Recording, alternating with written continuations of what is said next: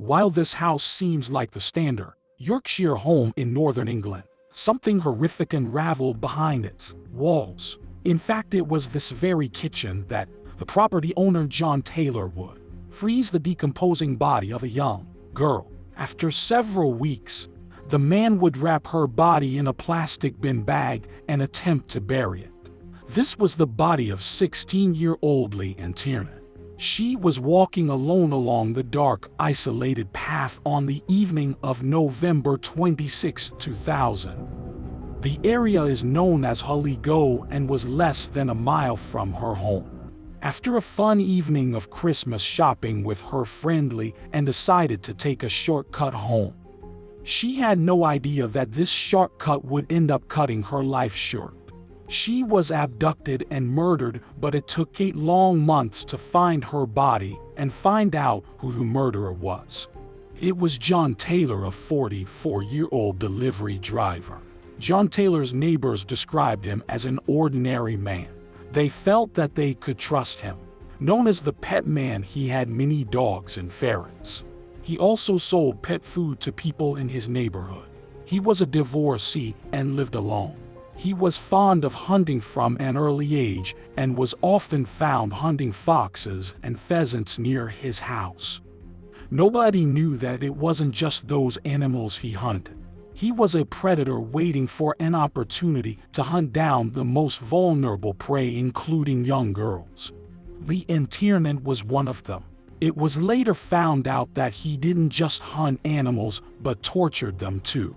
He was a sadist who derived pleasure from inflicting pain on animals he caught and tortured rabbits, and was once seen stabbing a fox repeatedly. Taylor had 2 children, a son and a daughter. They both live with their mother after Taylor's divorce in 1996. It was also discovered later that Taylor often advertised for female companions. He even traveled across the country to have sex. Knowing these details, suspicions arose that John could have had dangerous and sadistic tendencies.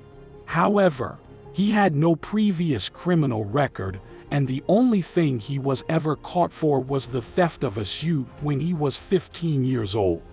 On the 26th of November 2000, Leanne Tiernan was enjoying a good time with her friend, Sarah Whitehouse.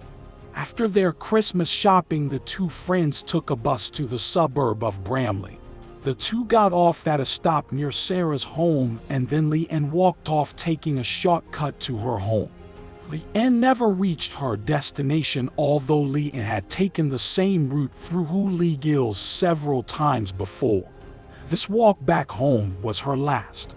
On this isolated path where John Taylor lurked in the woods that fateful evening, he grabbed Leanne unsuspectingly and from behind and put his hand over her mouth to keep her from making any noise.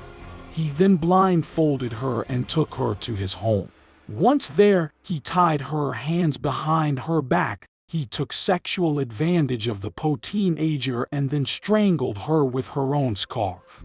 Back at Leanne's home, her mother Sharon Hawkhead was waiting Leanne's arrival. Leanne's parents were divorced and Leanne had always come back home on time, and it was very unlike her not to respond to her mother's frequent calls. In fact, Leanne's friend Sarah, who was out shopping with her that very evening, called Leanne's home phone at around 5:20 p.m. and was shocked to learn from Sharon that Leanne wasn't home yet. We had to be home by about 5 o'clock because Leanne's mum had a tea waiting for her, and we'd made plans for that evening anyway. A worried Sharon kept on calling her daughter, but the phone would ring and then get cut off after a few rings later. Sharon called the police at 7 p.m. and reported her daughter missing. A search became the largest search in West Yorkshire. The authorities left no stone unturned, trying to figure out what really happened to Leanne, and the police force searched more than 1,000 properties. They even drained out a 3-mile stretch of a canal to check for a body. Leanne's family made public appeals to find out what happened to their daughter. But all of this gave nothing, no clues, and no suspects. During the search for Leanne, more than 1,400 house-to-house inquiries were conducted. The police designated 800 houses along the route where Leanne disappeared. The police also searched 800 sheds and garages and 150 commercial premises around Hulijil, but sadly nothing was found. The authorities took another step and sourced DNA samples from 140 men who had been interviewed by the police in connection with Leanne's case, but again they came to a dead end. Eventually, when there was no lead on the case on the 4th of December 2000, the police released a facial composite of a probable suspect who they couldn't locate. They described him as having been seen walking a dog in the Hulijil area right before Leanne disappeared. Other descriptions included the specifics of his appearance and what he wore. 5 feet 8 inches tall and of stocky build with a round reddish face that may have possibly been scarred, wearing a black woolen hat, a 3/4 length waterproof jacket, and dirty jeans. After 8 long months, Leanne's body was found. It was in Lindley Woods in North Yorkshire. A local walker had discovered the body. It was wrapped in a UV cover and several sheets of green trash bags. There was a black plastic bag over her head and a dog collar held that bag in place. Her neck was tied with a plastic cable tie and scarf. Her wrists were also tied up with cable ties. A sock, and I realised then that a fingerprint assessment confirmed it was indeed Leanne Tiernan. A 16-year-old girl who had an entire life ahead of her was found in a horrific manner. It was clear to the authorities now that she had been abducted and killed. They had already lost too much time, and they knew that they'd have to look for clues and suspects as quickly as possible. They needed to act fast. The post-mortem examination of Leanne's body revealed that the degree of decomposition of the body was inconsistent with the burial in the grounds. This means that the killer had recently buried the body and had kept the body somewhere else for all those months. The authorities conducted a fingertip search of the dense woodland where Leanne's body was found and expanded this to cover an area of 20,000 square meters. The public appeal was helpful and John Taylor's name came to light. He was a poacher from Bramley who knew both the areas well. Bramley and Lindley Woods. The pet man quickly became a person of interest and a suspect in the case. As Leanne's neck was tied with a dog collar, the authorities asked all of the people in Bramley who had bought dog collars that matched the one found on Leanne's body. More than 100 pet shops and suppliers were contacted in the process. The computerized records of one dog collar company led investigators to John Taylor from the Bradley area. John Taylor had purchased several of those dog collars. Another solid clue was the fact that John Taylor worked at Parcel Force. 100 outlets, and of course, with a dog collar off the shelf, According to authorities and further investigations, it was found that the cable ties found on Leanne's body were exclusive to Parcel Force's parent company, Royal Mail. When the authorities searched John's home, they found the same type of cable ties and dog collars that were found on Leanne's body. There was no escape for John anymore. All the clues pointing directly at him, but even more evidence was needed to tie John directly to the case. The knitted scarf found around man's neck contained human hair in the knot. Forensic experts used mitochondrial DNA tested as initial regular DNA testing was inconclusive. With the help of this mitochondrial DNA testing, the authorities were able to deduce a DNA profile, and it was a match to Taylor. The work on this case is truly commendable because they found evidence of Leanne's presence in John's house too. The forensics team had found a strand of pink carpet fiber on the jumper that Leanne was wearing when she was found. Now, although Taylor had removed and destroyed all of his carpet in an attempt to evade more suspicion, this strand of pink fiber matched the small bits of carpet fibers found on a nail in Taylor's house. The Forensic Science Service team was also able to determine that Leanne had been in Taylor's garden right before she was murdered. She had distinct types of pollen in her nasal cavity and on her skin and hair. That's the extent to which the investigation team went in order to solve Leanne's case and put Taylor behind bars. After 10 long months since Leanne's disappearance, everything was finally coming to a close. John Taylor was arrested on the 16th of October 2001. He was charged with Leanne's abduction and murder. He was taken to the police station for questioning. Back at his home, the investigators dug up Taylor's garden and found the bodies of 28 ferrets and 4 dog skeletons. Detective Superintendent Gray was assigned to Leanne's case, and after seeing the evidence of violence against animals, he commented, "Taylor appears to have been an ordinary man, but he is not.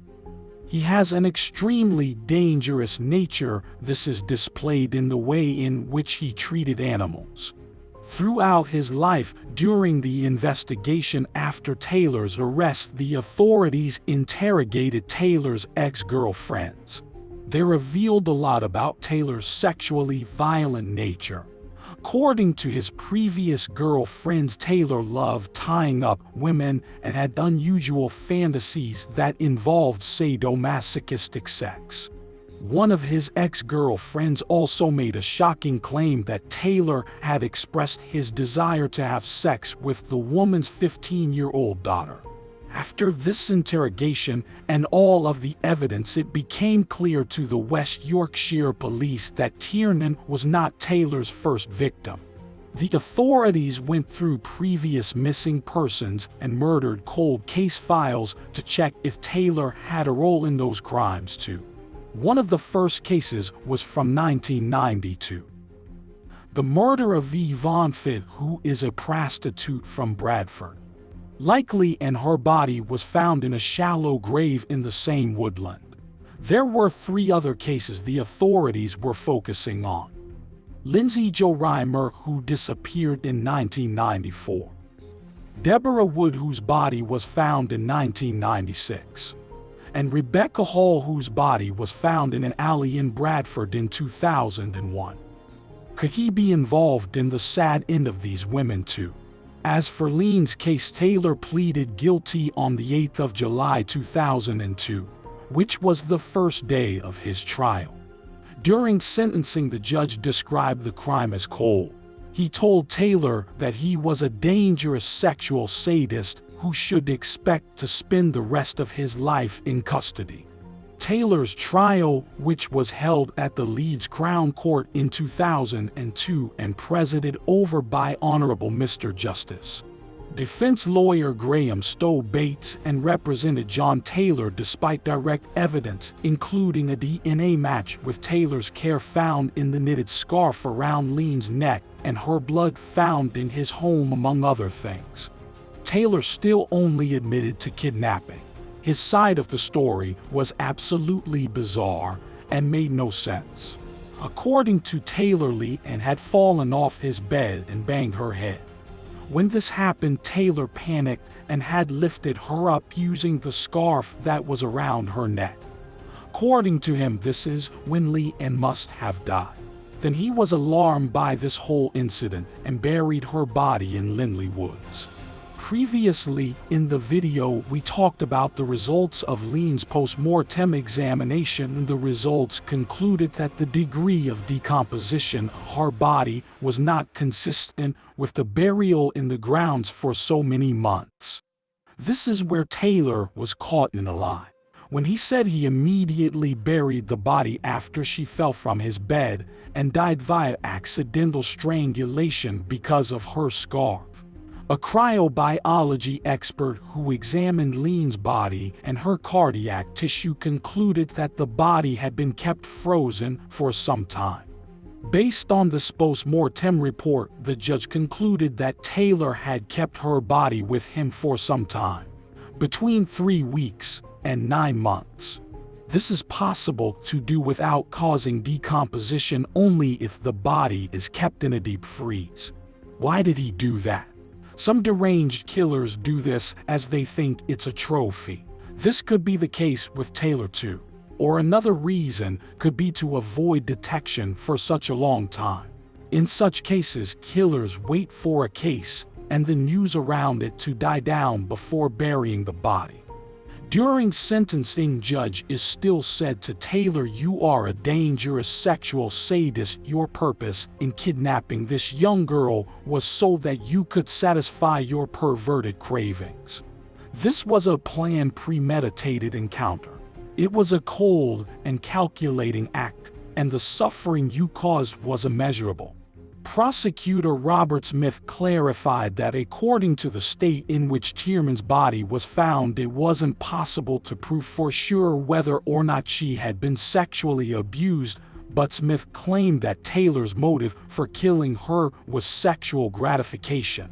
All of the other evidence pointed toward that. Knowing Taylor's history and hearing his ex-girlfriend's statements, it was clear that he was a violent sexual predator. Taylor was found guilty and was charged with Leanne's abduction and murder on July 8, 2002. He was sentenced to 2 life sentences. He showed no remorse. It was a chilling scene in the courtroom. He had a straight face as if it was just another normal day, but Leanne's family finally had closure and the crowd felt that justice was served. As this monster was never getting out of jail, judges still concluded that Taylor would have to serve 25 years before being considered for parole, which was later reduced to 20 years by Lord Wolfe CJ.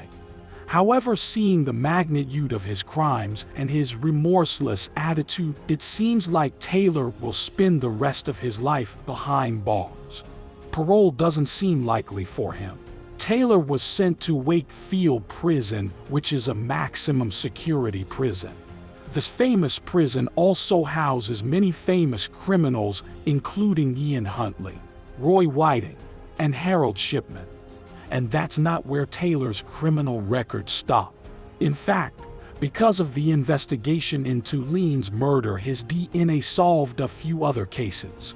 In February 2003, Taylor was convicted of 2 sexual crimes he had committed in 1988 and 1989 in Bramley. The first one occurred on Hooleygill. That's the same place where Taylor abducted Leanne. The second one occurred in March 1989. Taylor attacked a young mother while she was home alone with her 18-month-old daughter. John Taylor pleaded guilty in both cases and received 2 more life sentences. On the 3rd of April 2003, Honorable Norman Jones sentenced Taylor to life imprisonment without the possibility of parole for at least 30 years. This slims down its chances of parole further. It became evident to authorities after seeing the manner in which he abducted and killed Leanne Tiernan that this wasn't his first crime. It was well planned and calculated. He even froze the body for months before disposing of it, which means there's a very high probability that he has committed such crimes before. Leanne Tiernan's family was devastated. A young and bright 16-year-old gone too soon, gone through no fault of her own. Her funeral was held on the 28th of September 2001, which was the day after what would have been Leanne's 17th birthday. After the sentencing, here's what Leanne Tiernan's mother Sharon Hawk had said. "Although John Taylor has been locked up, our agony continues. We feel nothing for him. We are pleased that he has been locked up so he can't do this to anyone else. But life should mean light after such a heinous crime against a young and innocent girl. A monster like Taylor deserves nothing less than the maximum punishment by law. Thankfully, at least legally, he got what he deserved. His crime was so horrendous that True North Productions went on to make a television documentary about John Taylor. The 2003 documentary was called Killer in the Woods. It was produced and directed by Jess Fowle. John Taylor's behavior has had some resemblance to Jeffrey Dahmer in the sense that he was also fascinated by torturing animals. While Taylor enjoyed hunting them down and torturing them, Dahmer was oddly fascinated with dissecting them after their death. Seeing the monstrous route these criminals take in their adult life gives us ideas that some major red flags were missed in their childhood. A timely assessment of mental health is key. We're to reduce such instances where deranged criminals like Taylor and Dahmer take innocent lives for their own sadistic thrills. Thanks for watching. This was the case of John Taylor. Click on one of the two videos on your screen for another one of our videos.